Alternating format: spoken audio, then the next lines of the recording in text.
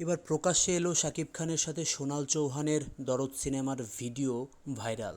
দরদ সিনেমায় একটি আইটেম গান রয়েছে যেখানে সোনাল চৌহানকে দেখা গেছে আবেদনময়ী লুকে, আর সেই সাথে শাকিব খানকেও এক ভিন্নধর্মী লুকে দেখা গেছে, যেই ভিডিওটি হয়ে গেছে রীতিমতো ভাইরাল। আর এটি নিয়ে নেটিজনরা করছে বিভিন্ন ধরনের আলোচনা এবং সমালোচনা।